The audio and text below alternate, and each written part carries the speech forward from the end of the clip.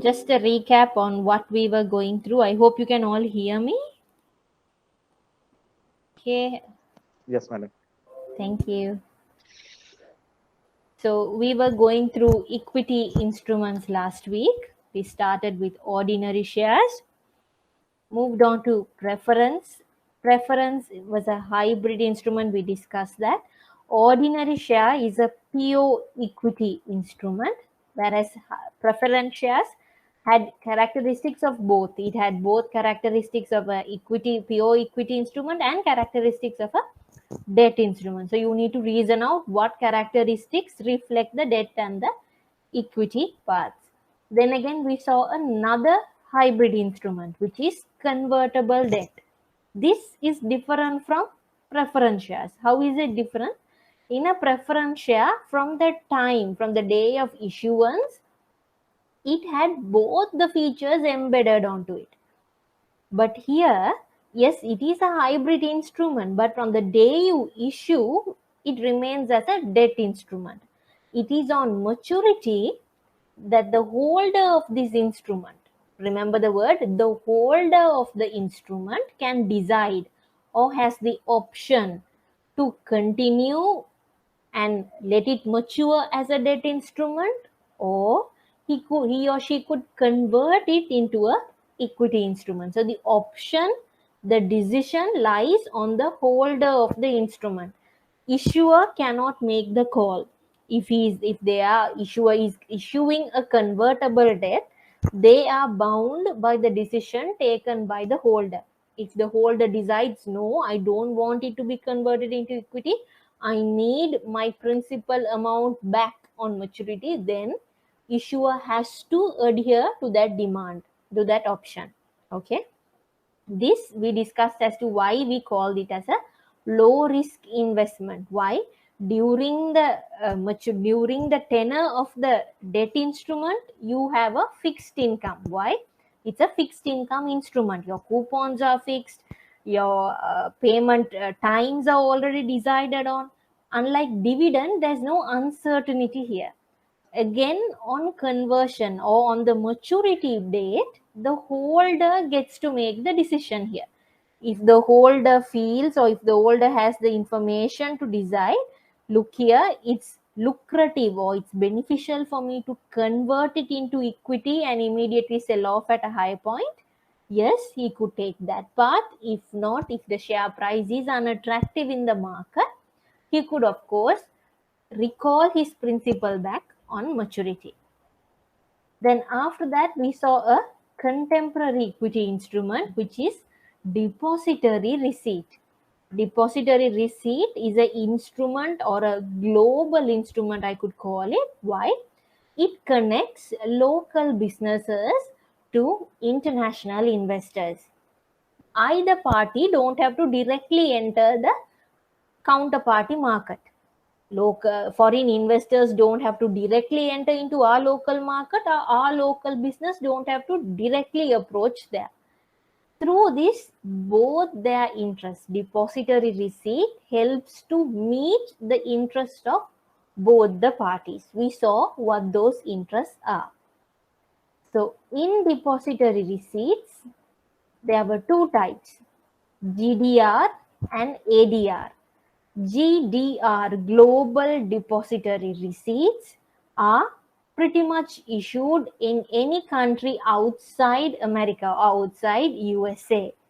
If a depository receipt is issued in USA, it becomes ADR. The jurisdiction or the instrument is split according to the geographical span here. Okay, so if it's issued in America or in USA, it becomes American depository receipt. That depository receipt is bound by the market regulations of USA. But remember, depository receipt in USA is issued or is representing the shares of a non-US company. Go back to the image here. If these investors are in USA and the DR is issued in USA, it backs the shares of a non-US origin company. Okay, so it's outside that particular country. So that's why we have mentioned here as a non-US company, because we could directly, it's only one country, correct? So we could directly recognize that the company is a non-US entity. But in a GDR, it's a global span.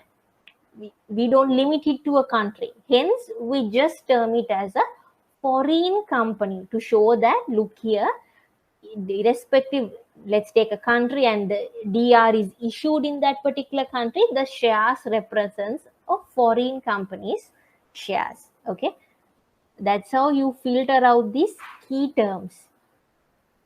Then after that, we moved into stock market. So we learned what equity was. We went through what equity instruments are. Now we move to the market where these instruments are being traded. Stock market, equity market, you can call it either way. But remember, theoretically, stock market is different from stock exchange. Stock exchange is just an infrastructure facility available to conduct your trade on a centralized platform. Stock market is much more broader. Then we went through what are the function of a stock exchange. Why do we need to have a stock exchange for you to do these transactions? I'm pretty sure you should be able to remember those. The important aspects now, for you to remember these functions, it's not going to be difficult. Providing liquidity is one of the essential factors as to why you have a dedicated infrastructure platform for that. Why? Your equity has to be easily marketed. Your equity portfolio has to be easily tradable. Hence, you need to have a stock exchange. For you to know the ongoing prices, the correct realizable price of your security. Hence, again, you need a stock exchange to identify the market prices, to ensure the safety of your transaction, to ensure that you're not misled, your counterparty doesn't default on the agreement. Yet again, you need a stock exchange for that. And stock exchange movements are considered as a leading indicator. Why? We discussed last week, when companies issue their interims. Now, for a country to put out their GDP, it happens at the year end. Now, in our country, if you take now 2020 GDP would come in 2021, let's say February, March, between March to May, you should be able to get the 2020 GDP figures to know, okay, whether the market has completely grown, or sometimes the quarter GDP would come at the latter quarter of the, or the latter part of the next quarter. But if you take stock exchanges, the listed companies only have 45 days to report their profits for that quarter. So when they, let's say all the listed companies, more than 75% of them report a healthy profit, that indicates the production levels have been good, the market has been improving, the market demand is increasing. Those will lead to a indicator to the economic growth that is going to be announced. Hence, exchange acts as a leading indicator. Again, exchange provides the platform and the infrastructure to disseminate information equally to all parties. And remember, stock exchange, when tradings happen in stock exchange, I told you, it happens mainly based on two aspects. We learned in our third chapter that informational efficiency is important. Yes. So market moves based on information. When a new unknown information is announced to the market of course will react to that. Just like that, there's another aspect which moves these markets. That is expectation of investors. Investor expectations, investor forecast all point out to their speculative behavior. What I anticipate might not be what you anticipate. That is why you have buyers and sellers. Correct? Now, if you take a company's share, Somebody is willing to buy that company's share. Why? Because they anticipate, look here, this company's share, even though I'm willing to buy at 10 rupees, that means this price will move up more than 10 rupees in the future. That is why I'm willing to buy it at 10 rupees. Will I be showing my willingness if I feel that the company is going into bankruptcy? Of course, no. Understand? That's why you have both these as both buyers and sellers. But take the seller's point of view. On seller's view, he might anticipate, okay, maybe he's all sufficiently earned from that stock, or maybe he requires his money out, or another option is, okay, this is the maximum maturity the company could go for, or he might anticipate some adverse impact coming in the future due to economic instabilities. Due to such reasons, he wants to get out of this exposure. So investor expectation is another thing that runs these market. And speculation, if it's not controlled, it could lead to adverse impact. Now, during lockdown, when the economy or the public anticipate a lockdown issue, how they react? They quickly stock up. Why? They speculate a stock out situation, no production. So it aggravates the situation. What stock exchange does is, it allows for speculation, yes, but they provide a restricted and a controlled speculative environment. Now, if you are trading in stock exchange, you would have got really good experience in this. How the exchange controls it is, a share price cannot, for a day, okay, for a day, a share price cannot move 25 upwards by 25% or decline by 25%, because that indicates that there is a drastic, abnormal change happening in a day. They limit that. Now let's say a share is getting traded at 10 rupees. A seller cannot quote, like he's allowed to quote 12, 13, okay, but he cannot quote 20 rupees. Market, when he puts the order itself, the exchange cancels the order saying, look here, it's out of the band. Hence, they will automatically cancel. Why? That will lead to unusual speculation. Only on the grounds when the stock broker, when the broker firms approach the exchange and say, look here, we want you to expand this band for today, then exchange will consider to expand. If not, the standard norm is a share cannot move up above 25% or decline more than 25%, just to restrict abnormal speculative behaviors. So those are ways that the exchange or controls exchange has to make sure to allow speculation, but not to let it go, to abnormal levels. Then we were looking at listing your shares. How a company would take that decision, when the private company would move to such decision. Okay, so when they go to that point, what are the advantages the company has, what are the advantages the investors have, and what are the disadvantages the company has. Do investors have disadvantages when a company comes into listing? No. Why? Because you have an expanded company portfolio to invest on. You have more information, more transparency. Now, let's say in a stock exchange, only 2 companies are listed. Assume so.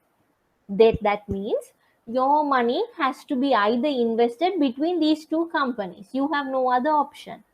But let's say 10 more companies are coming to listing. Now you're able to spread your investment throughout the 12 companies. You have a bigger range to pick from. So from the investor point of view, when a company comes into new listing, Okay, it doesn't cause any harm to them. It is from the company angle that they will have disadvantages. Why? More cost for them, a lot of information disclosures. They are now bound by strict governance regulation, and they have to have a lot of transparency in their action. Why? Because now they are operating on public money. They have taken funds from the public, and now the company is a public quoted company. Hence, they are responsible on how they act. All right. So today, what we are going to look at is how can a company list their shares. There are 4 ways: introduction, private placement, offer for sale, offer for subscription. We are going to see all 4 in detail, know the differences, and see practically how the companies have use these mechanisms when they have gone into listing. Okay, and after that we are going to move to certain technical aspects of the market, certain technical words that you come across when you read certain articles. Okay, that is much more relatable to the equity market. Okay, I hope you all are all on board. Okay, before we move into today's topic, I just wanted to run by one thing. So you all had all attempted the weekly MCQs I shared. I was so happy. A lot of you all have, I think most of you all have scored at least 13 out of 15. That was very, very great attempt by your end. Just to address one question, because everyone who attempted had made an error in this question. So I just wanted to clear that out. So in this question, they ask you, when pricing bonds, if a bond's coupon is less than the required rate of return. Now read the question. When you read the question, now what they're saying? They're saying your coupon is now lesser than the required rate of return. Your required rate of return, let's assume, is 8%. Your coupon is only 4%. When the investor expects 8, you are only providing 4, which means the bond has to be a discount bond. The investor can demand for a discount from the face value. Why? They are not getting their anticipated return. Now let's see the options. So when you have a discount bond, what happens? The holder of the bond is assured of a profit regardless of when the bond is eventually sold. Now here looks okay, but the word assured of a profit, the profit being guaranteed regardless of when you sell. Now that is a bit of a tricky part. Why? It depends on the market. You can't assure a profit. So that is it's an uncertain area, hence you would mark that. I'm telling it from your point of view. Okay, go to the next option. Holder of a bond will realize a capital gain if the bond is held to maturity. Now we know coupon less than the required rate of return means they're talking about a discount bond. Discount bond meaning the price that you paid for this bond is definitely less than the face value. That we could tell it in definite terms. Yes, definitely the price you pay for this bond when you buy it is going to be lesser than the face value. Now in the second option, it tells you holder will realize a capital gain when, if they hold this bond until maturity. Now, obviously, when you're holding it until maturity, you're not trading in the market. You're not trading in the secondary market, correct? The issuer themselves is going to pay you the face value. Why? The bond has matured. You're holding it until maturity. So when the issuer pays back, what will they pay you back? They will pay back the face value or the principal amount. So obviously the difference between the amount you invested and the face value is going to be a profit for you. Why? The price you paid is at a discount to the face value. So you will realize a capital gain. Now think about a premium bond. In a premium bond, what happens? You are paying a price to buy this bond at a higher value than the face value. That's why you call it a premium. Correct? So, if you hold such a bond until maturity, okay, if you hold it until maturity, you will realize a capital loss. Why? Your face value that you're going to get at the end of maturity is going to be lesser than the price that you bought for. So B sounds correct. Okay, let's go to the other three options and see. The bond sells at par. There itself, no. It's a discount bond. How can it sell at par? The only point when a discount bond comes to reach the par value is when they are at maturity. So just reading the first one should trigger you, look here, there's something wrong here. But let's continue, because the rate of return is adjusted to reflect the discrepancy. No. C is a no answer. It's not the correct one. Let's move to D and E. The bond sells at a premium if it has a long maturity and at a discount if it has a short maturity. Hold on to that. Go to E. The bond sells at a discount if it has a long maturity and at a premium if it has a short maturity. Now, whether a bond is selling at premium or selling at a discount or selling at par doesn't depend on maturity. It depends on coupon required rate of return. Comparison of these two variables is going to decide whether it's a premium, discount, or a par bond. Maturity doesn't get involved. Hence, D and E is also incorrect. So you can definitely omit C, D, and E. Now, A is not the correct answer because it says assured of a profit regardless of when you're selling it. If you're selling on maturity, then of course, yes. Hence, A is also incorrect. Answer becomes B. This is just I'm trying to tell you a way to think when you go through an MCQ. Okay, so here the correct answer is B. I think 100% of the student made an error in this particular question. Other than that, all the others were just, I think you all didn't understand the question well. In case you have any misunderstandings with the MCQs, just drop me an email. I'll try to rectify and give you an explanation. But almost all got a minimum of 13 out of 15. I'm so glad. Shows that you all have understood the area, the subject area really well. So from Sunday onwards, from tomorrow onwards, we will be moving to equity, the the chapter that we are going through at the moment, and we'll slowly build up a understanding for the equity chapter. All right.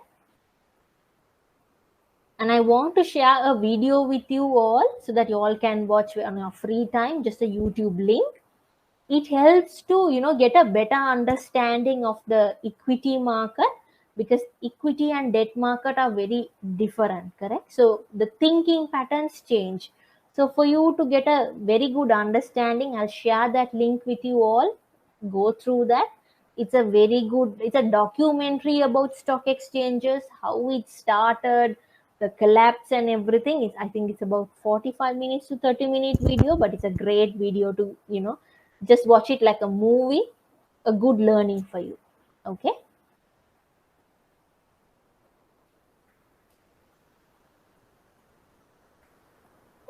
So introduction. Now we are going to go through four ways that a share can be listed. Now, before we go through these four methods of listing, let's establish an example. Okay, let's say four of y'all. Okay, four of y'all are running a company. Let's say, including myself, there are five. Okay, five of us are running a private limited company. We are family relations of friends. All five of us have got together, started a company, and running it as a private limited company. Now, for reasons of expansion, or for a better image of the company, better goodwill, better publicity, we want to move into as a public company. We want to be a public quoted company. So we are now going through four options we have to become a public quoted company. Now, introduction is the least public method that you could go for to be a public quoted company. Now, don't get confused.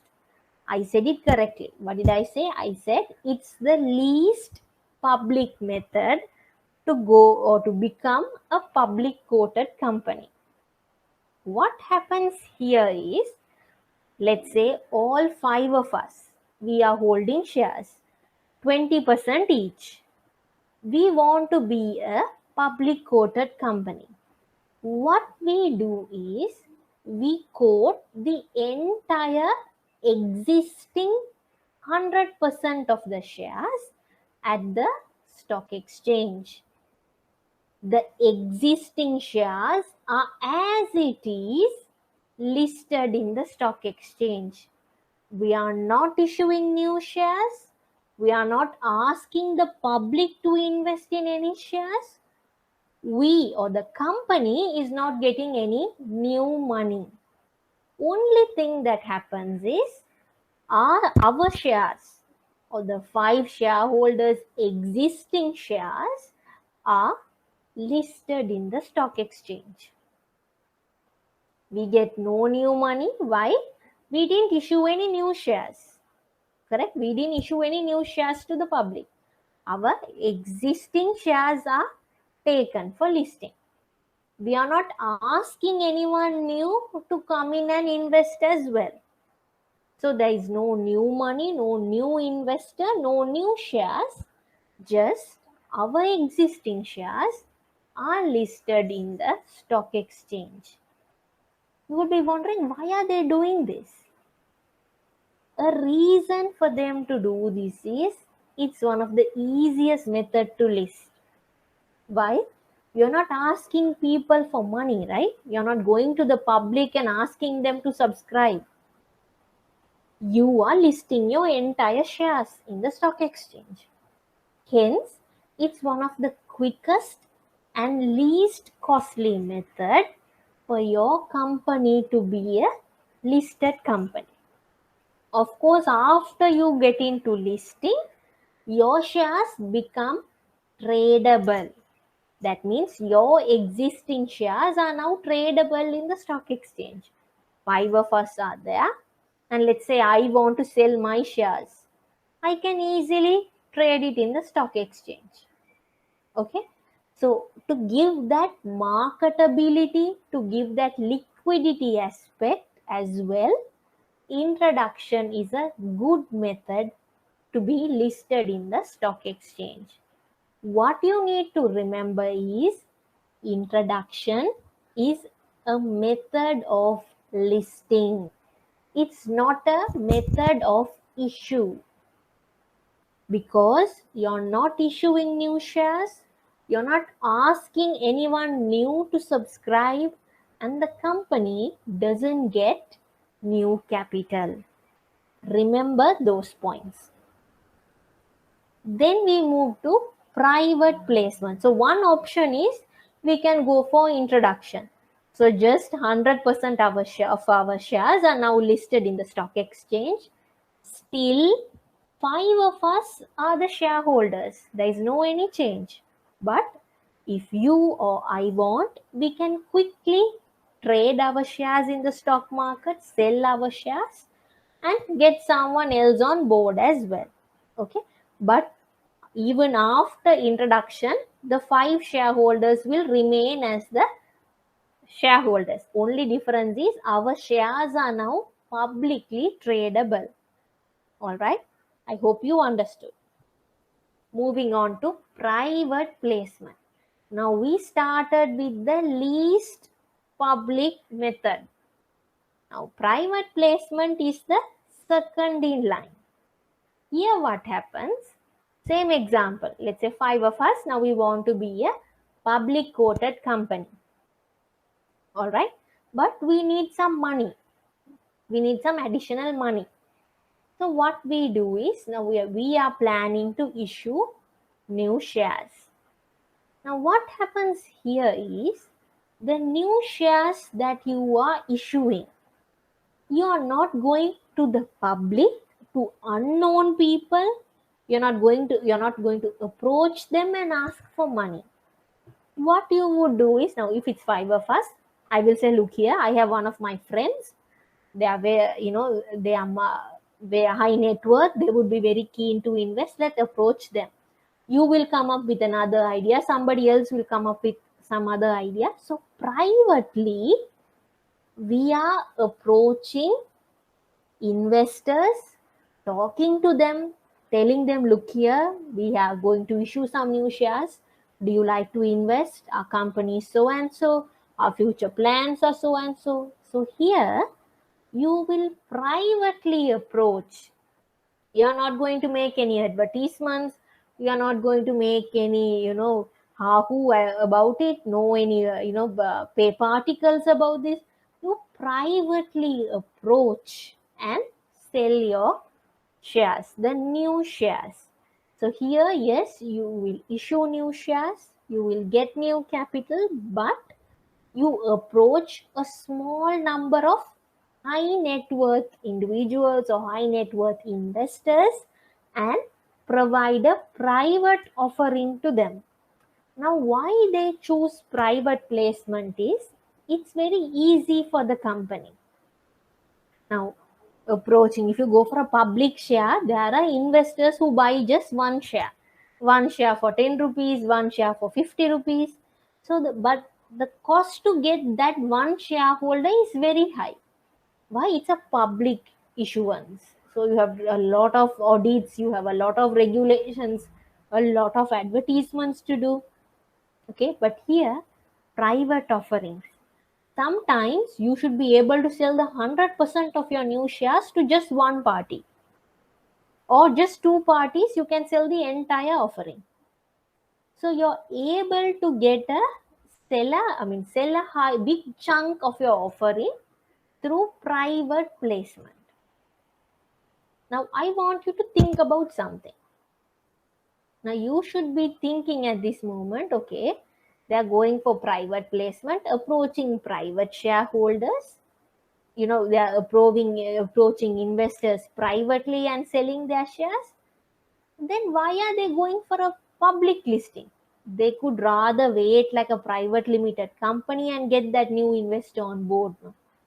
Why are they going for becoming a public listed share for that? Two reasons. One is, when you do a private placement and you're bringing in a new investor, it becomes an added advantage when you tell them, look here, with this listing, we are now a public quoted share, so you could easily sell your share when the price moves up. So for the new investor, it becomes a trading opportunity as well. A lot of these times, these private or these high net worth individuals are EPF funds, insurance companies. So they also want a good return. So if it's a public quoted share, they are much more preferable. That is one thing. Second thing is, yes, you're correct. Most of the time, the companies don't 100% go for private placement.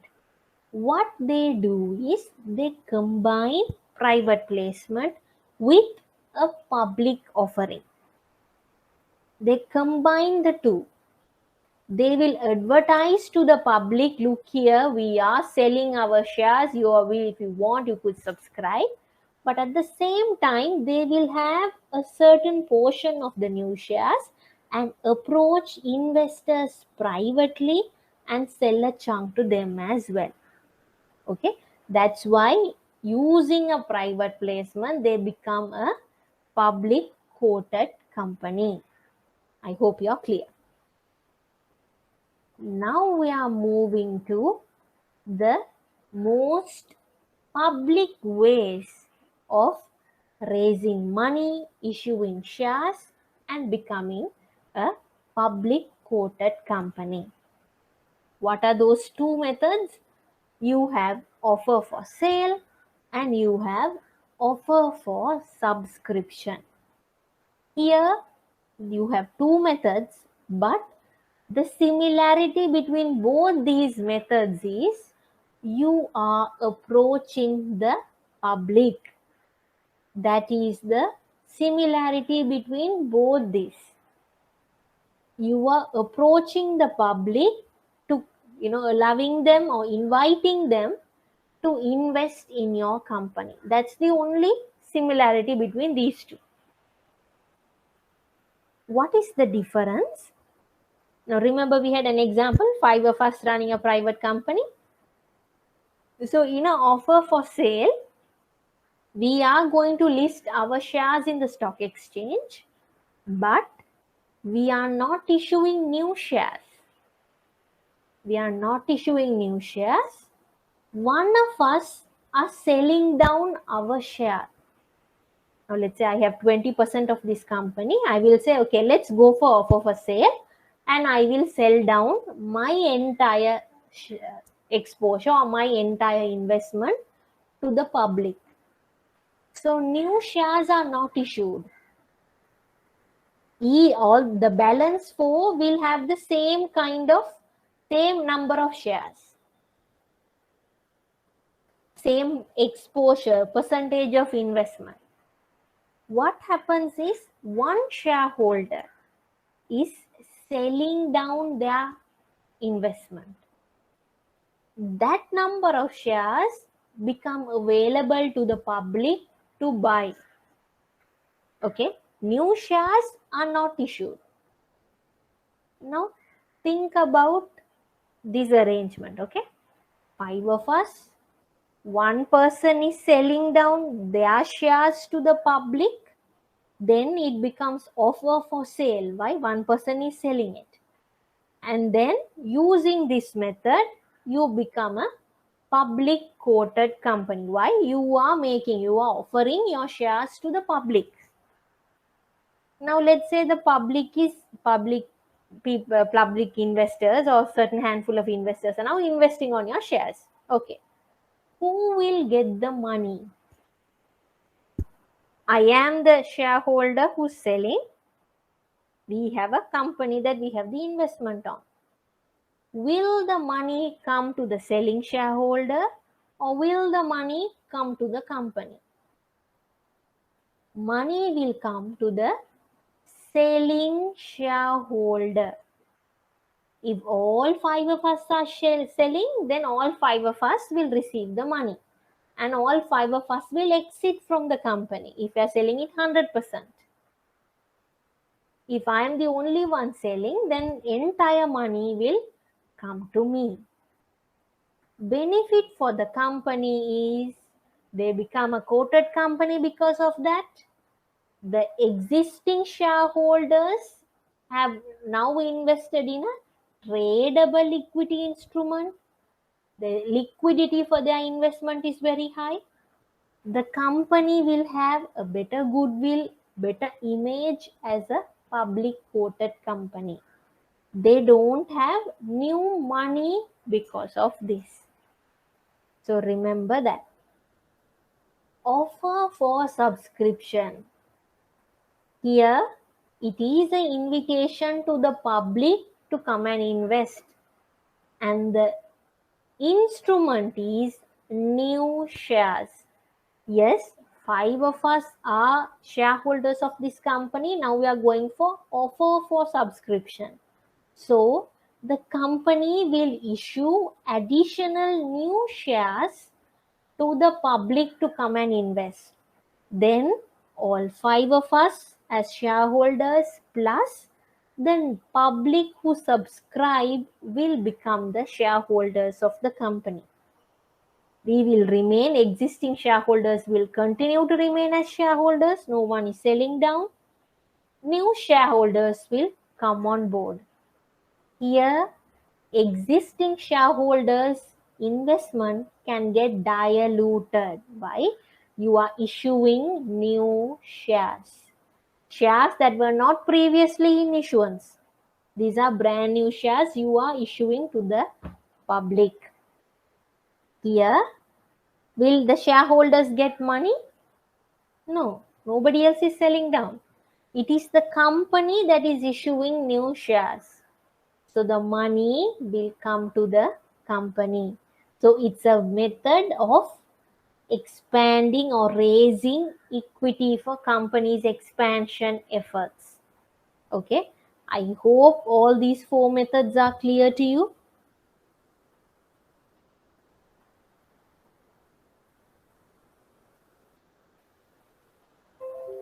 So we have introduction, private placement, offer for sale, offer for subscription.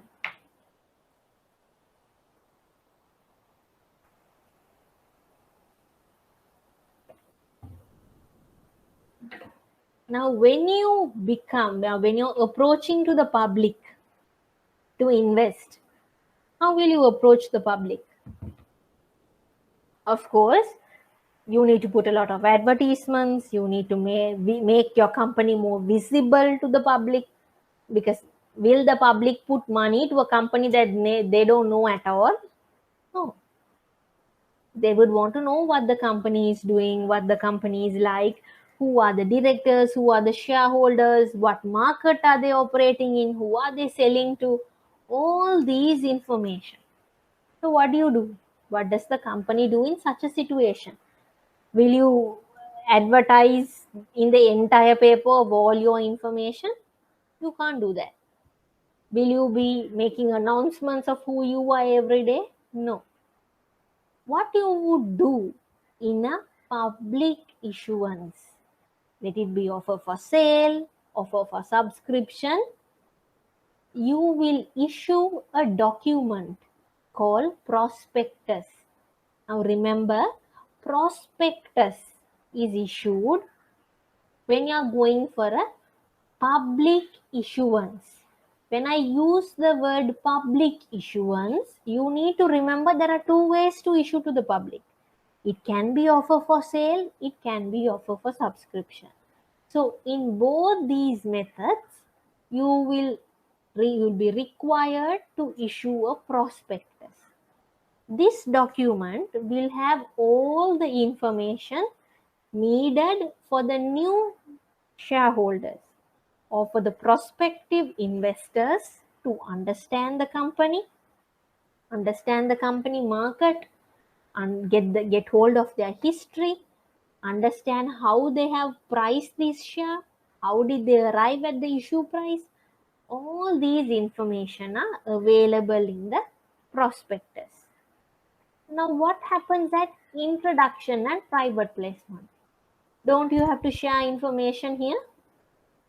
Now remember, private placement I told you. Here, even though you approach investors privately, often or in the practical world, private placement is usually coupled with a public offering.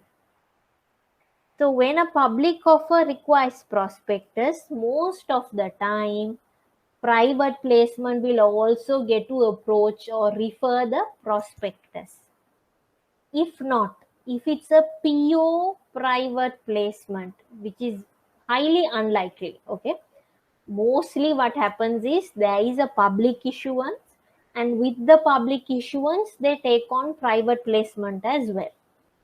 Okay, so if it's 100% PO private placement, then They are not required to issue a document per se. Why?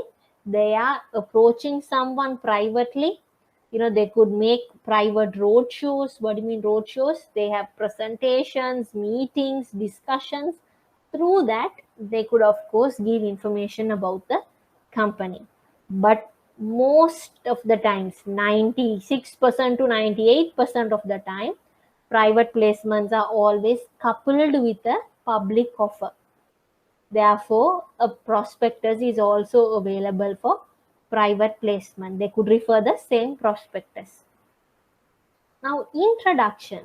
What happens here? You're not approaching the public to invest. You're not asking for any new money. Your shares, your existing shares, are just listed in the stock exchange. Do you have to issue a document here? Yes. Why? You are not asking people for money. This is not a method of issue, correct? But you are now becoming a public quoted company. Because you become a public quoted company, your shares can be traded in the market. Even though you're not asking people for money now, you have the ability to sell the shares to the public, your own shares after listing, correct? You can trade it in the stock market. So will the public be willing to buy a share that they don't know? Of course not. Hence, a document called introductory document. What do you call that? Introductory document. You will issue that document to provide an introduction or to provide a brief overview of the company. What is this company? Who are the shareholders? What am I doing? All these things. What is the price that I'm using for coming to this listing? What are my future plans? Just to give a awareness, just to give a know-how of what this company is. You call this document introductory document, just for the public to get an understanding about what this company is. All right, I hope it's clear for you. Now let's see in practical aspect what methods of listing that we can see. Now last week when you went through, you would have seen we went through the article of where EML Consultants was getting listed as the second company to come on board under Empower Board. Yes, so they are using an introductory method for listing. So we should be able to see their introductory document. There, you have their introductory document here. I hope you can see this.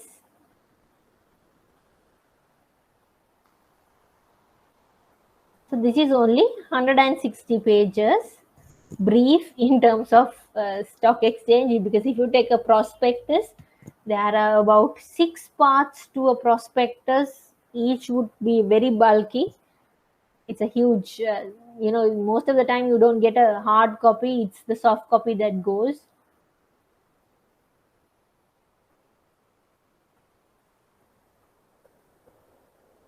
So these are the information that you will get in the introductory document, pretty much similar to what you will see in a prospectus.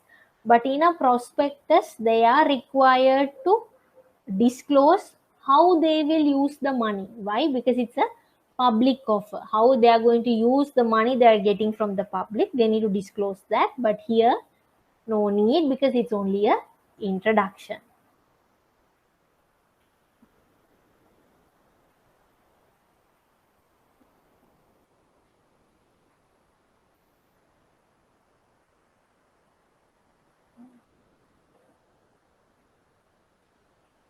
See?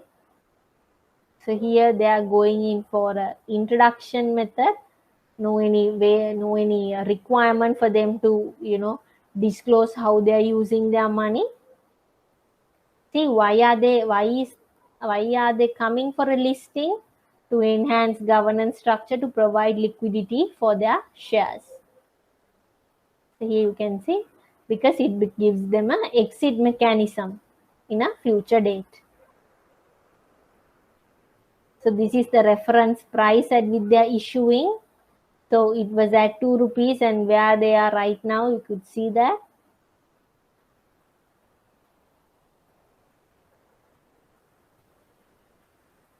They will justify as to why they started out at 2 rupees with their valuations. But this is pretty much concise when you compare with the prospectus.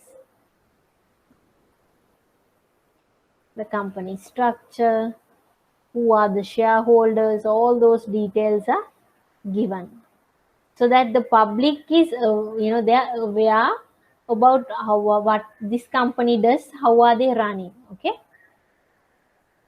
now let's go and see offer for sale. One of the offer for sale that I remember is BPPL Holdings.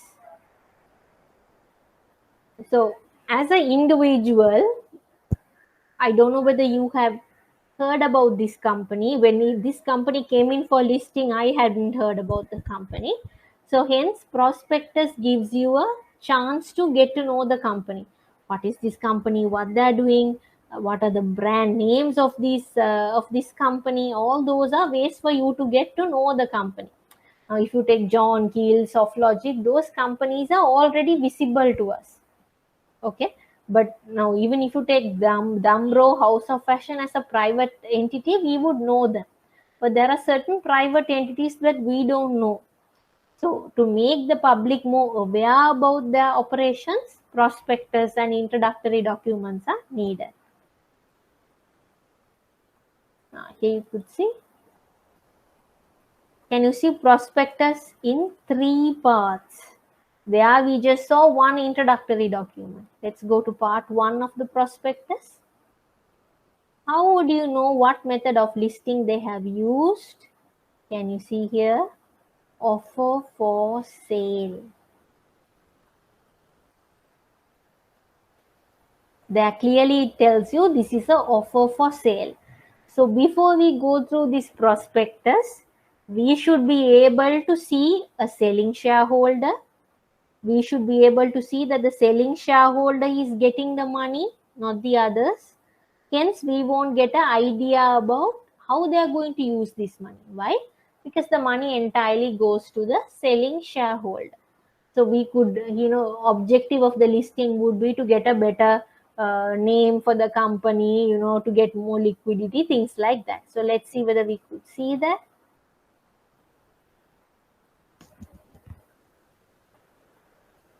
Can you see table of contents is pretty much the same to introductory document. Let's go to the introductory document as well. You could see, the company overview, corporate structure, all these.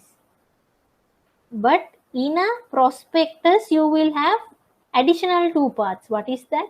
The issuance, invitation to subscribe, how can they apply for this? All those aspects are covered.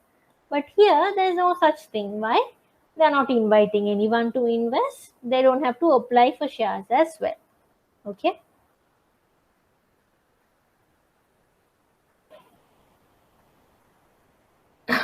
Sorry.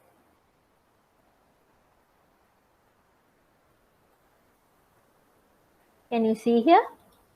Who is the selling shareholder? Hydra Money. So they are selling, they have these much of shares. They are not selling their entire shares, they are selling part of it. Can you see? So this number of shares are 30 million shares are available for the public to buy. Can you see? These number of shares are available for the public to buy. Remember 2 things. What is 2 things? This is the number of shares available for the public to buy. They are selling it at 12 rupees, which means the maximum they would collect is 368 rupees, 368 million rupees. Does that mean that only 30 million shares are going to be listed in the stock exchange? No. The entire company's shares will get listed. But what is offered to the public is just 30.6 million shares. Okay, keep that clearly. So here selling shareholder, we can see not the entire portion, just a part of it is being sold. Why are they coming in for this offering? The company will not raise any funds from this offer. All proceeds will be credited to the account of the selling shareholder.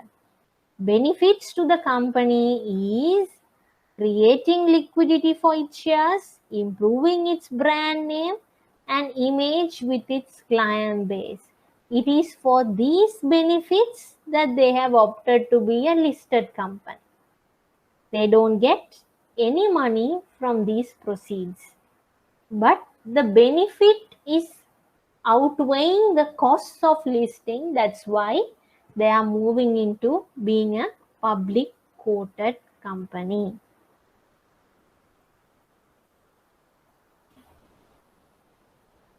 Now let's see what are we going to see now? Offer for subscription. So recently we had Prime Land. Let's go through Prime Lands and see. So how you can approach prospectors is you could you could search for a company in this search bar. You will get their details. Under that, go for financials. You have annual reports, quarterly reports, go for other reports. Can you see here how many parts of prospectors are available?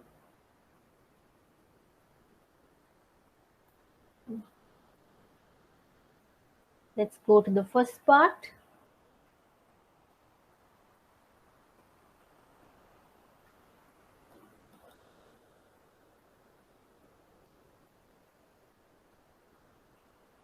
Offer for subscription. I hope you could see. Can you see over here? Initial public offering through an offer for subscription. So what do we know here? They are issuing, now when you see the word offer for subscription, you should get these in your mind. New shares are being offered, company is getting new money, public are encouraged to invest in these shares. Now if the company is getting money, they have a added part to disclose in their prospectus. Why? What is that? How are they going to use this money? Because they are getting the money from us, the general public. So they cannot misuse the funds. They need to disclose, look here, we need your money to do these activities.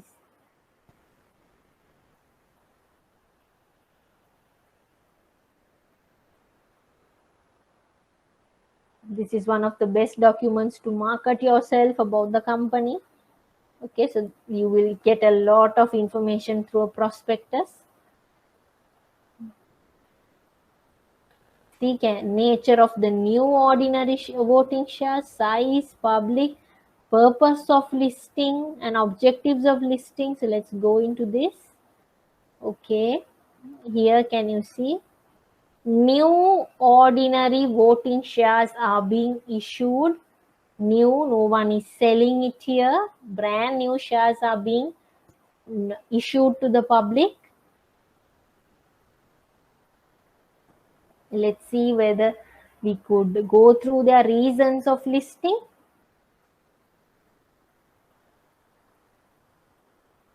Okay, let's look at here. Proceeds from this IPO, initial public offering, will be utilized for the purposes mentioned below. To buy a land, to settle some loans, and to further strengthen working capital of the company. So here Now here don't get spark saying, okay, why are they using long-term funds for working capital? This is a real estate entity. Their working capital cycle goes beyond a year. Hence, they would require certain long-term sources for working capital reasons. Their business nature is such that their working capital cycle exceeds a year. So they can't use a short-term instrument to meet their working capital needs. They would have to opt for certain long-term instruments. Okay. So they are going to use the money for these activities. They have to disclose that. So the public can make a decision. Look at the extent of transparency. They have to disclose their interest rate. They have to disclose their loan reference numbers. All these are disclosed to the public. What bank they have these loans. All these are disclosed. Now you can see the extent of transparency that the market expects. So if you have time, you should be able to go through these several companies. The newly issued companies will have their prospectus. You could go through them and get some information. Now you will be wondering why private placement details are not available. It is a private placement. When they go for a private placement, of course, they would disclose it on the interims when the private investors come on board. But you might get a disclosure, but there is no any specific document for them. Now let's say if you take Prime Lands, they could have gone for a private placement as well with their public offer. Why they do that is then they could definitely sell a huge chunk of their shares and be less worried whether the public are going to subscribe or not. Because if the public are not subscribing and if you don't have a underwriter, company or the issuer will be at a problematic issue if the subscription is not 100%. It becomes a reputational issue. It shows as if the public is not confident on the company. Hence, most of the time issuing companies are very keen on ensuring 100% subscription. Okay.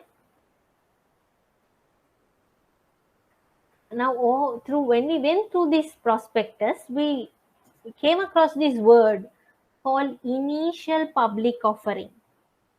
What do you mean by initial public offering? What do you mean by public offering? I just told you. If you approach to the public to get your funds, it becomes a public offering. So what are the ways of doing a public offering? Two ways. Offer for sale, offer for subscription. If you do it for the very first time, you call it initial public offering. Very first time you're approaching the public for an offer. What are the advantages of an IPO? You can get money for long-term investment. You can price your share and get a valuation of the company. Because you're raising equity, you get to be financially independent from banks, from debt sources. You are able to diversify investment. You can get a better recognition for the company name, and transparency improves when you move for a IPO.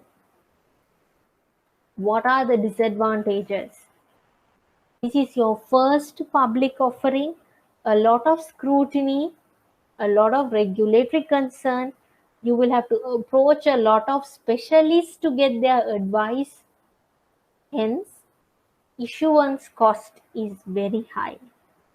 Again, you will have a cost incurred to comply with the disclosure requirements. Stock exchange, the Security Exchange Commission would require a lot of disclosures being made to the public. Very good example is the prospectus. So that takes a lot of effort. It doesn't come in one day. Correct? A lot of research. So that will incur a cost to the company. Next is wider dispersed ownership. Now in our example, just 5 shareholders. 5 of us can get together and talk at any time and take a decision. But when you move to a public offer, you are having public, literally the public is becoming owner of the company. You might not have even seen that shareholder. That shareholder might just have one share. Still, your ownership of that company, the ownership of that company is dispersed across several parties. That will become a disadvantage too. It's not concentrated among a few people.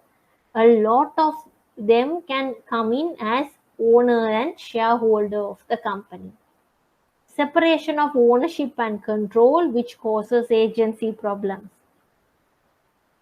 5 shareholders managing the company, you will have full-time effort into the company's operation. You can easily monitor.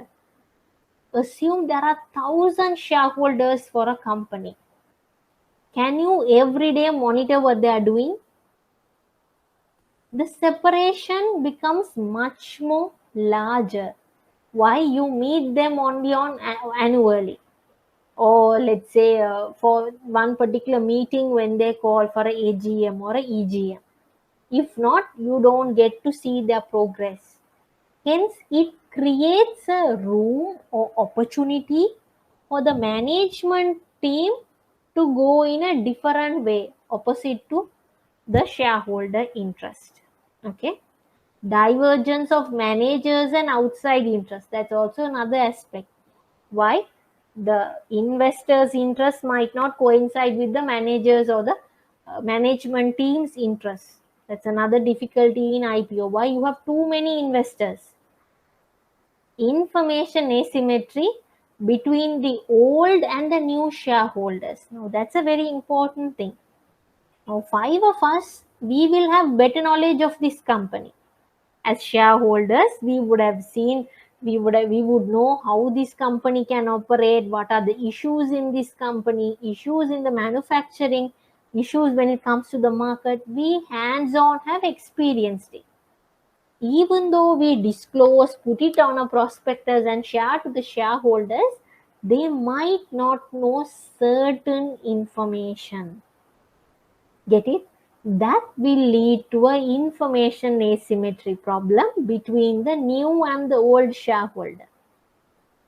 There's a reason why they're selling down, right? If the company is so excellent, they would continue to be as shareholders.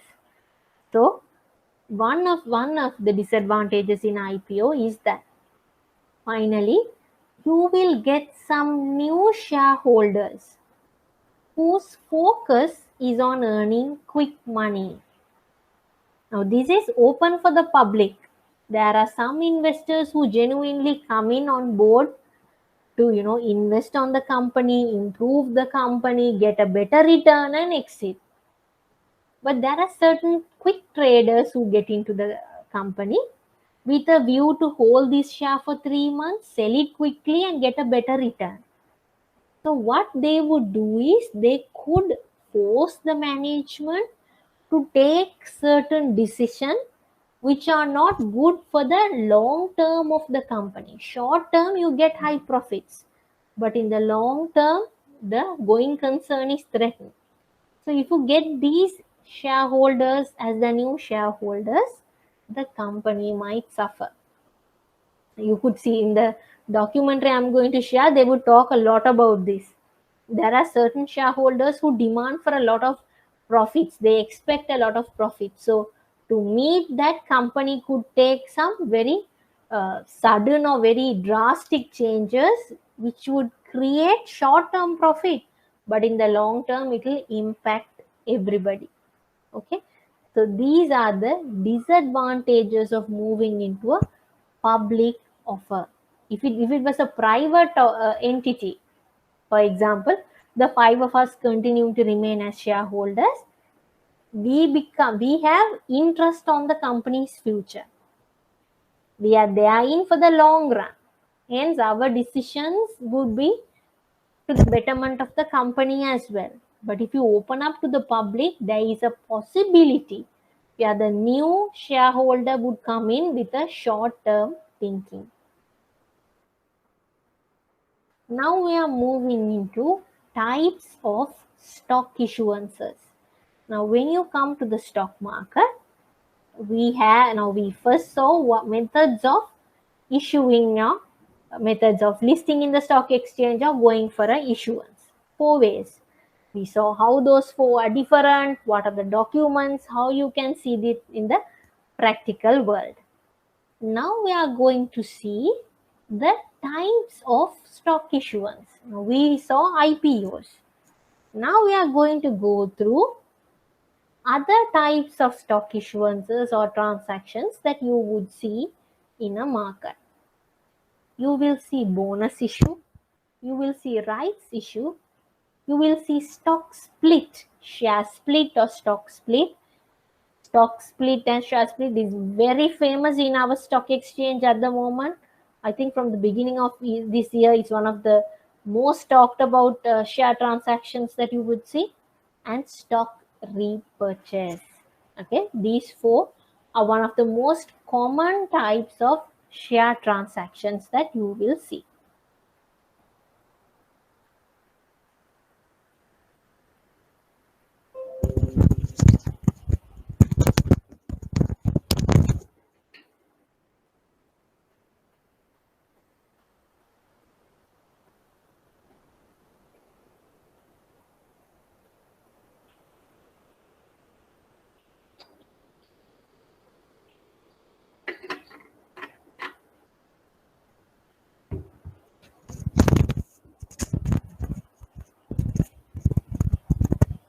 Okay, I hope you are all clear. So let's move into types of stock issuances. Bonus issue. Now, just like what the name says, it's something additional, a bonus. So when you get a bonus at office, what happens? Let's say year end, a performance bonus, you have worked. Now, the monthly salary is something that you get because you have worked for it and you're earning a salary for that. Bonus issuance is salary or bonus is something additional. Just like that, bonus issue is when a shareholder, existing shareholder, not a new shareholder, existing shareholders get free additional shares from the company. Now you will be wondering, why is the company issuing additional new shares for free? They could have jolly well issued it to the public and taken more money. Why are they issuing it to the existing shareholders for free? Companies do this as a substitute method rather than paying dividends. Now, when you pay dividends, what happens? There is a cash outflow. You have to pay them in money, correct? But here, you're issuing them shares. So, this doesn't have any impact on the company's cash position. You are issuing them a new share. It is like a dividend to the investor. Why? Now, let's say I have 2 shares. Company is issuing me 1 additional share.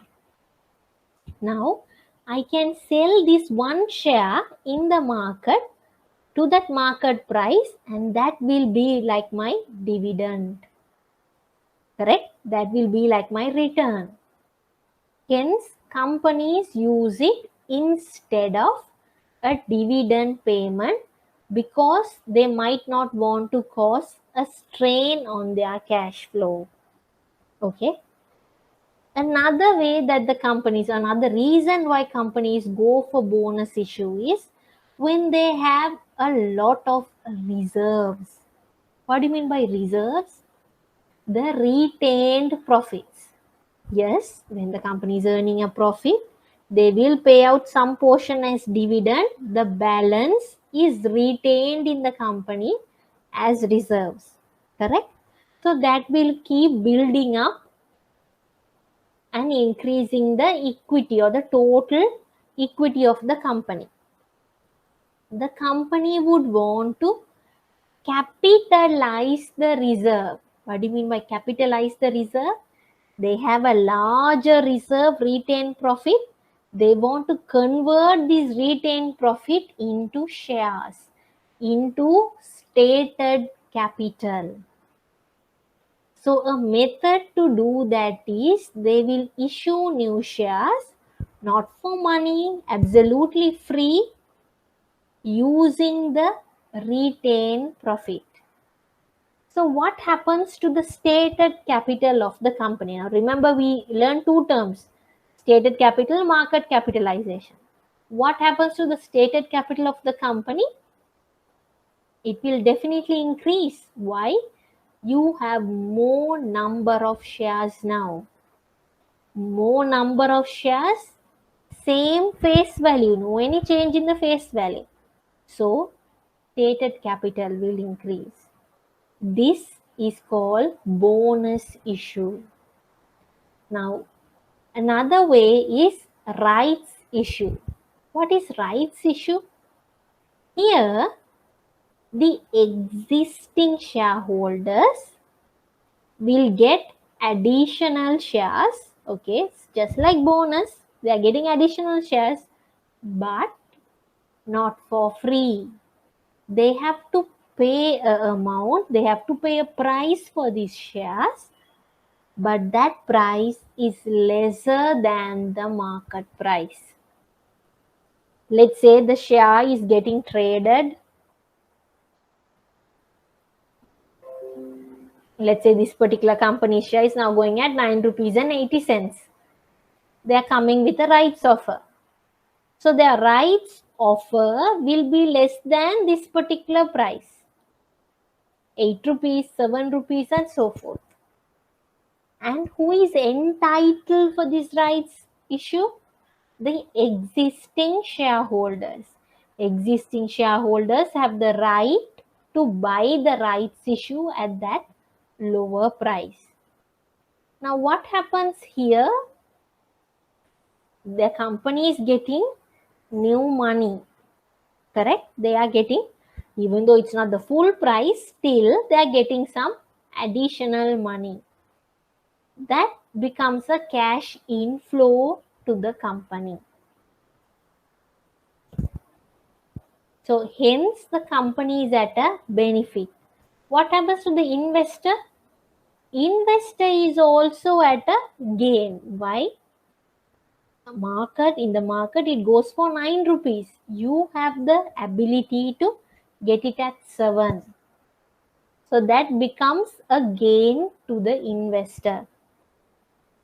But in a bonus issue and a rights issue, there are two similarities. One is, yes, you have additional shares being issued to the existing shareholders. Next is the method of issuance. The amount that you are going to issue for each shareholder depends on their existing shareholding. It's in the proportion of their existing shares that you are going to sell. Now don't get confused. What happens here is, let's say 5 of us are the owners of a company. Let's say we have 2 shares each. We are going to go for a bonus issue. Bonus issue says for every 2 shares you hold, you will get 1 new share. So each of us will get 1 new share. Correct? We will get 1 new share. Same method for rights issue. There also, the number of new shares that you get through rights issue depend on the shares you hold at the moment. Let's say there also, for every 2 shares you get 1 new share is the basis.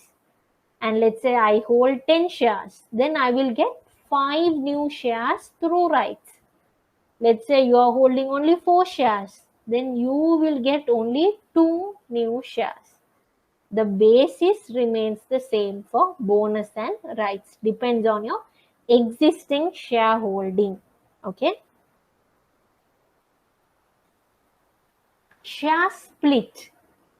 Now, share split is a very important area. What is this? Here, the existing share is again divided into several shares. For example, here 9 rupees and 80 cents. What does it mean? It means one share of this company is 9 rupees and 80 cents. The company can decide to split this share into two. Then what happens? One share will now be half of 9.8, which is around 4.9 rupees. 4 rupees and 90 cents. Do you get it? One existing share is divided into multiple parts. Why would you do that? Why would you do that? Companies do this share split when they feel their share price is very high. When they feel that the share price is too high, that the retail investors can't invest, then they will split the shares. Okay, only on that event they will go for a share split. Let's see whether I could get hold of that article.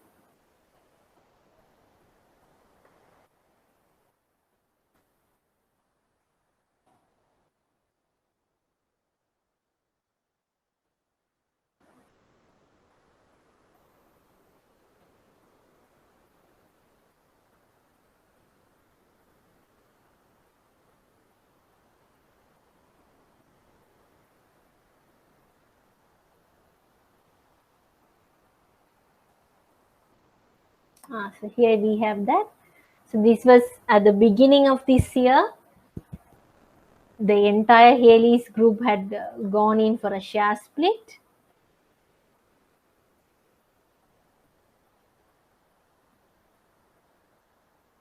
So you can see Singer's shares, one share was split into 3. Haley's, one share was split into 10 shares. Dip Products, one share was split into 10. Alumex, one share was split into 2. So you can see the basis. Why did they do that? Because at that time, the price of these shares were very high. Haley's was close to 1000 rupees per share. Dip Products was somewhere close to 700 rupees at that time. So when you split it, now let's say to buy one share of Haley's, you have to invest 1000 rupees. So if you don't have 1000, you can't buy Haley's shares, correct? But when Haley's splits this share into 10 parts, what happens? That 1000 rupee share will now become 100 rupees. So let's say you had earlier 200 rupees, you couldn't afford Haley's. Now you can buy 2 shares of Haley's for 200. Why? The share is split. It's split into several parts. So the reason they go for a share split is to increase the liquidity of the stock, so that retail investors can afford for that stock. There'll be a lot of trading for that share. But here what you need to remember is the number of shares and the per price of the share will get split. The total will remain the same. In other words, even though the company goes for a share split, the stated capital remains the same. Why? Because it will increase the number of shares, decrease the par value or the face value. Hence, stated capital or the market capitalization will have no change because both quantity and price are getting changed here. For example, let's say before the share split, I had one share of Haleys. Okay, which means I have one share for 1000 rupees. After the share split, what happens? I have now 10 shares. Each share is 100 rupees. Still, my total investment is 1000. So the total investment doesn't change, but my number of shares and the per price of the share will change. That happens in a stock split. Why do they go for a stock split? To increase liquidity of the stock and to make it more affordable to retail investors. Because now if it's 1000 rupees, sometimes the investors who buy cannot buy more than 10 shares. That might be their appetite. But if you go for a stock split, they are now able to buy a larger number of shares. Now you will be wondering, good Lord, what happens to dividend? So can they issue the same dividend per share amount? They will adjust the dividend per share amount also according to the post-split quantity of shares. They know that because they don't want to increase the dividend amounts as well. Stock repurchase. Here what happens? You or the company is simply buying back their shares. Now, methods of issue or methods of listing, we saw the company giving out shares and asking people to invest in their company by bringing in money. Here, opposite happens. What do you mean by opposite? The company approaches the investors and say, look here, they approach the existing investors, okay? They approach the existing investors and say, look here, we know that you have shares of our company. The company would like to buy back that share. Not temporarily, permanently, they will want to buy back that share. So what happens? Company is willing to pay the market price and buy that share back. What is the result of this? Result of this is stated capital will reduce. Cash outflow will happen to the company. And another consequence of a stock repurchase is gearing of that company will increase. Why? Your equity is decreasing, but your debt is going to remain the same for that company. Your loans will remain the same, correct? That will lead to an increased gearing.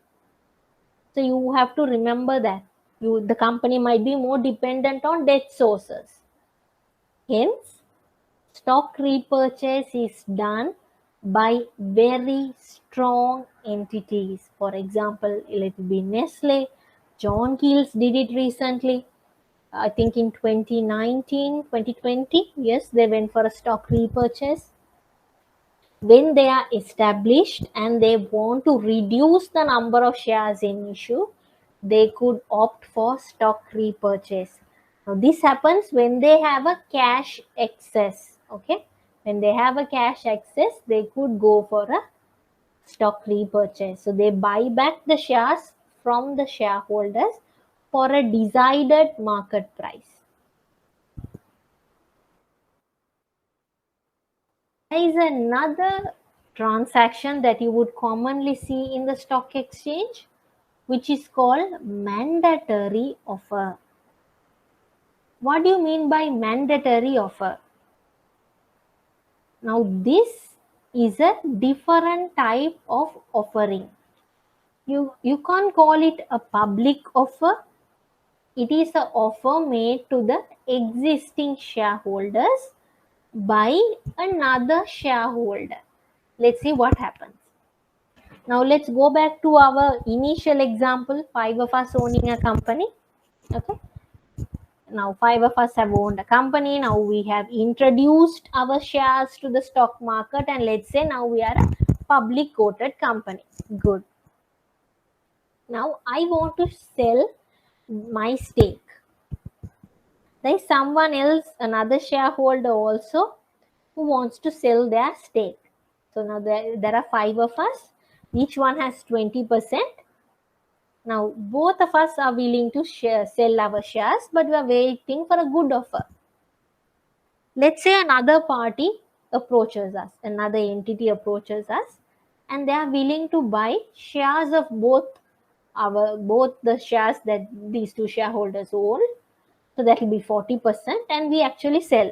Okay, let's say we sell, both shareholders sell their shareholding to this one shareholder. So the new shareholder comes in with a 40% exposure, or with a 40% ownership. The other three, yes, they have 60%, but individually they only account for 20%. So what happens here is, the other three shareholders might not be very happy about this new investor. Why? One party can control 40%, others only control 20% on their own. So this change can affect the share price. Now, when it affects the share price, it could cause a decline. Let's say you're selling, the existing shareholders have sold the shares to a very bad shareholder who doesn't have a good track record. Then what happens? The company or the public will perceive as a negative signal, and the share price will decline. What happens here is, the other shareholders, in our example, the three, will be impacted. Why? Now they can't sell their shares and exit.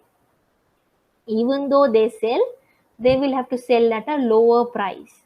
The other two shareholders who sold it to this new shareholder have sold it at a very high price. Now they are at a benefit, but these minority shareholders are at a loss. To avoid this situation, the stock exchange has mandated that whenever a person or a company acquires more than 30% of the shares of a listed company, that new shareholder should make a mandatory offer to the balance existing shareholders to buy back their shares at the same price of their transaction. Now don't get confused. Let me again explain. Now 5 of us, 2 of us are selling our shares to a new party. Let's call this party X. Okay. Let's say both of us, the market price of this company share is 8 rupee per share. Now both of us are selling our share for 16 rupees for this new shareholder. But this new shareholder X has a very bad background. So the market perceives badly, and the stock price has gone now to 5 rupees. What happens to the other three who are remaining? Now, if they want to exit the company, they have to sell it at 5 rupees and get out. To avoid that, what has the stock exchange brought in? Stock exchange has told, look here, if a new person or a new company is buying more than 30% of shares of a listed company, then that new shareholder, in our example shareholder X, has to make an offer to the existing shareholders, the balance 3.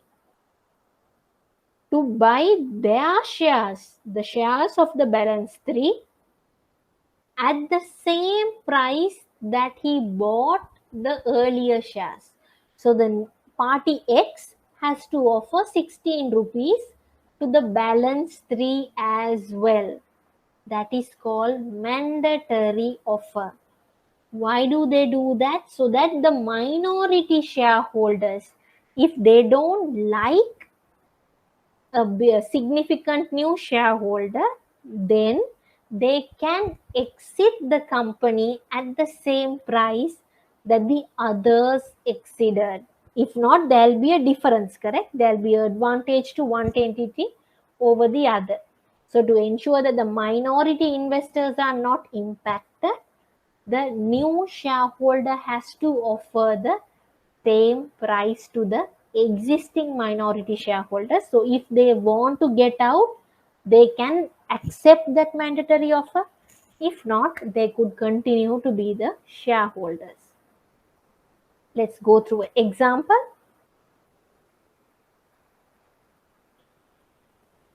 Mandatory shares you could see for, I think, People's Merchant Finance, where I think People's Bank and People's Leasing sold down their stake to Sterling Capital.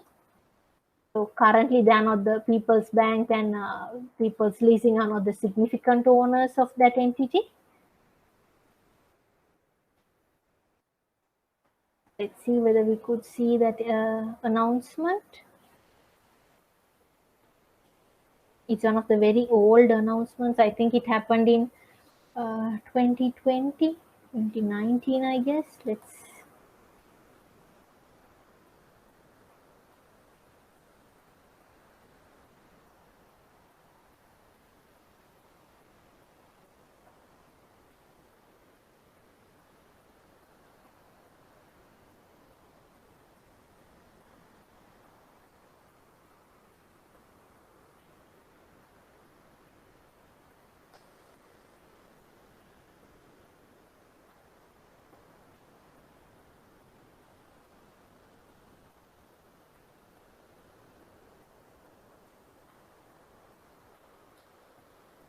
Okay, here you could see. I hope you can see it. Mandatory offer.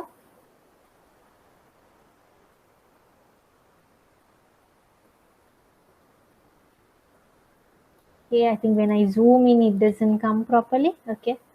Mandatory offer by Sterling Capital to acquire all remaining ordinary shares of People's Merchant Finance not already owned by Sterling Capital.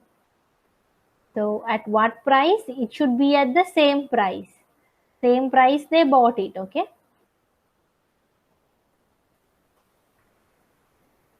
So you can see they have received this much of acceptance. Before the acceptance, they held this much. So after this, they are going to hold this much. Which means this many shares from the minority investors, they are willing to sell it to this particular company.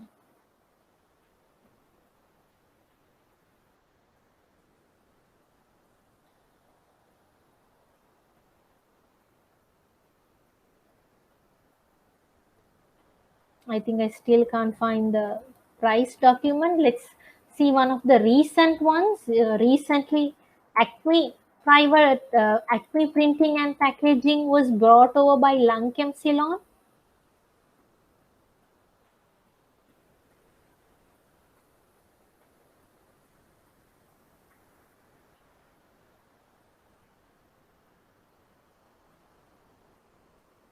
So you can see mandatory offer by Lankem Ceylon PLC to purchase ordinary voting shares constituting 67% of the shares. So they had already, Lankem has already bought more than 30.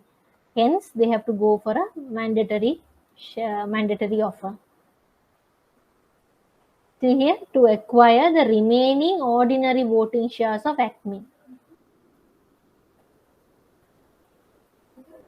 So here they will tell how, now see, they currently hold 32%. Lankem currently holds 32%, and they give the background as to how they have collected the 32% over time.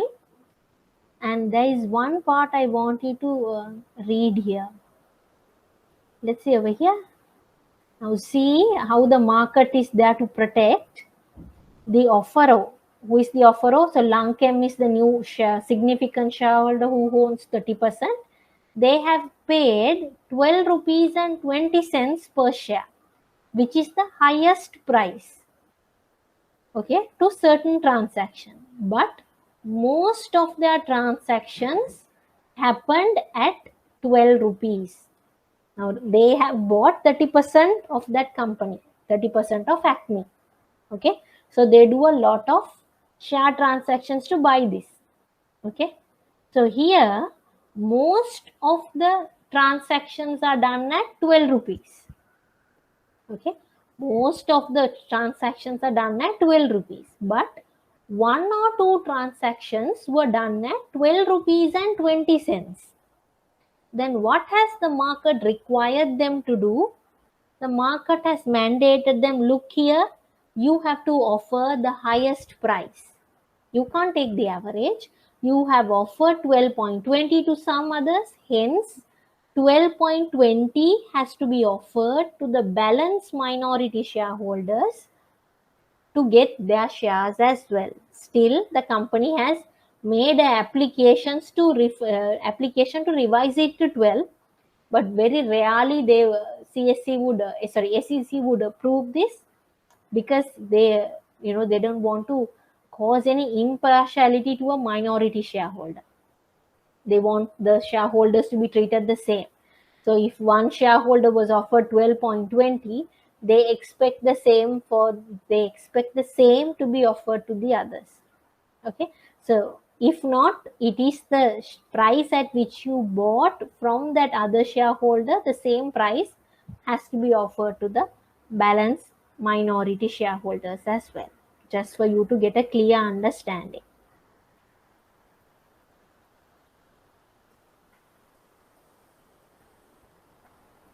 Okay, so we are getting close to our time. Let's go through what a bear and a bull market and wind up. Now, what is a bull market and what is a bear market? If you have been reading news, especially financial news, you must have come across these two terms. Let's go through some articles.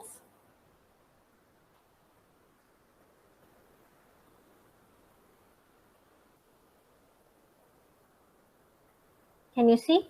CSC being bullish. Bullish runs ends at Colombo Stock Exchange.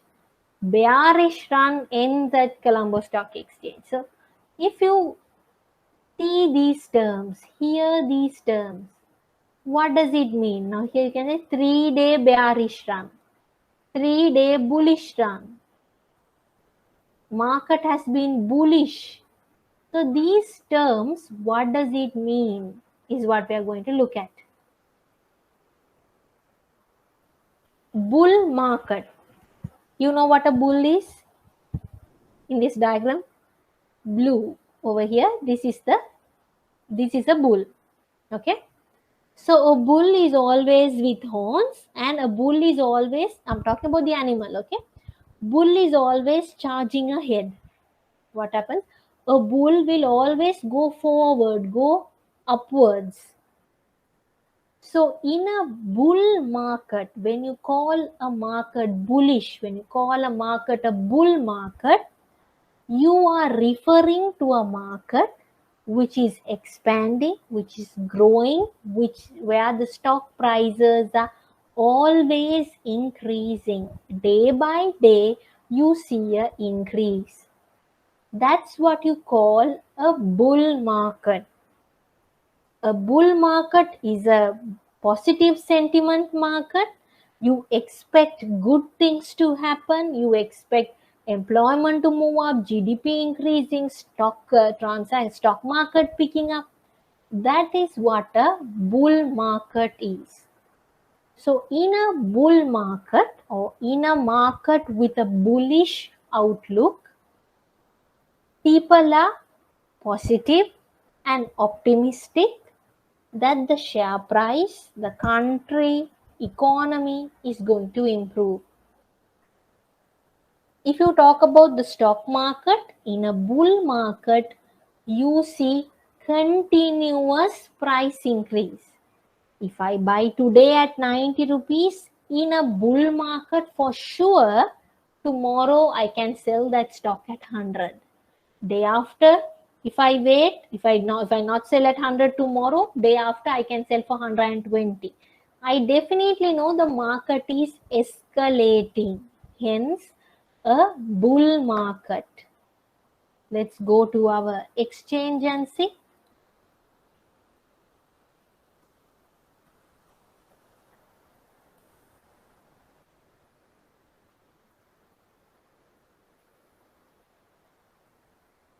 So here can you see overall, especially at the beginning of this year, we were at a very huge bullish trend, continuous increase, especially on this part. From December end to Jan onwards, it's a huge increase. Day after day, prices were escalating. Hence, you call it a bullish market. So, in a bullish market, is it easy to trade? Of course. Why? We know the prices are going to move up. Everybody is expecting positive sentiments. Hence, there will be going to be a lot of buy demands. And not everyone is very keen to sell. Why? They expect good things to happen. So, in a bullish market, trading is very easy. But take about this point when there is a decline. How are you going to tackle a decline?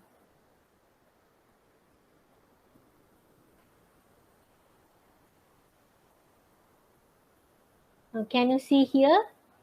Especially this September 16 to 20, about 21st, there's a clear decline. You call this a bear market. When the market is at a downfall, at a decline, you call it the bear market. Can you see? A bull always charges ahead, but a bear always surrenders. Hence, they are indicating a bad economy, a recessionary background, using a bear market, or when a market or an economy is turned bear. Now here the spelling is not B-A-R-E, correct? It's the animal's name, B-E-A-R.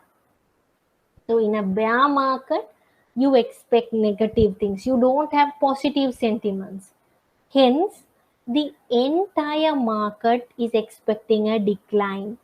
Day after day, the share price is declining. So how are you going to trade in a bear market? I know if I buy today at 90 rupees, tomorrow price is going to decline to 85. Day after 80. If I wait for a month, 60. There's a continuous decline. So how are we going to trade in a bear market? There are two ways. We will see those two ways next week. There's one important technique that you will use in a bear market called short selling, which is very, very important technique, because our stock exchange is planning to introduce this technique, not yet. I will tell you what that is. So we'll start from this particular point in our next lesson. Okay. So again, tomorrow, wait for the weekly question, and I will share a link for you to watch a YouTube video on how the stock market works. Just watch it like a movie for you all. With that, to get a better understanding of how a share market works. And just another announcement, if you all have not given out your evaluations, please do so. It's a way that even we know how we are doing, whether we could do something better for our students. Give your feedback, ways to improve, so that we know where we are as well. Just your contribution to make us more better to the students. It's in your classroom section. It's a Google form. Please attempt that. I think they are going to close off by tomorrow, so try to get I'm trying to get maximum responses from your end. If you haven't done, please go and complete it. Thank you so much for listening in. We'll again meet next week. Okay.